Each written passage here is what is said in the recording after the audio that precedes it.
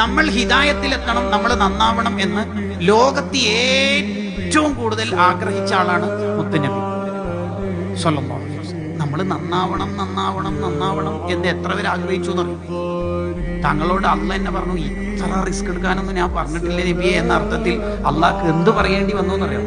ലഅല്ലക ബാഖിഉൻ നഫ്സക, എന്തിനാ നബി ഇങ്ങനെ തടി നോക്കാണ്ട് പണിയെടുക്കുന്നത്? അങ്ങനെ റിസ്ക് എടുക്കാൻ ഞാൻ പറഞ്ഞിട്ടുണ്ടോ? അങ്ങനെ റിസ്ക് എടുക്കാൻ ഞാൻ പറഞ്ഞിട്ടുണ്ടോ നബി? അങ്ങനെ പറയത്തക്ക വിധത്തിൽ നമുക്ക് വേണ്ടി പ്രവർത്തിച്ച ആളാണ് മുത്തുനബി സല്ലല്ലാഹു അലൈഹി വസല്ലം.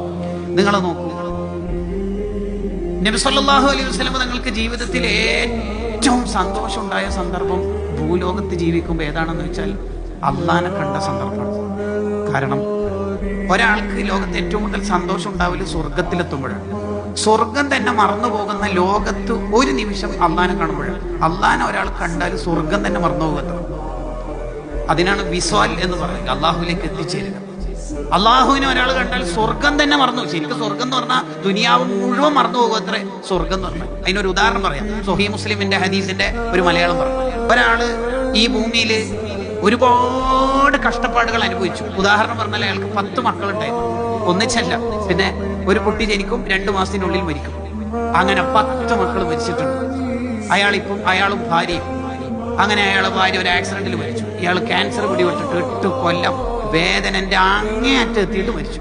ജീവിതത്തിൽ ഒരു സുഖം എന്ന് പറയുന്ന ഒരു സാധനം അയാൾക്കുണ്ടായിട്ട് അയാളെ സ്വർഗത്തിൽ എത്തിച്ചാൽ സ്വർഗത്തിൽ ഫുള്ളല്ല, അയാളുടെ നാസിയത്ത് ഇവിടെ പിടിച്ചിട്ട് ജസ്റ്റ് സ്വർഗത്തിൽ ഒന്ന് മുക്കിയിട്ട് പുറത്തെടുത്തു. അയാളെ മൂക്കിന് സ്വർഗം തട്ടിയിട്ടേ ഉള്ളൂ, സ്വർഗത്തിന്റെ ഒരു ആംബിയൻസ്.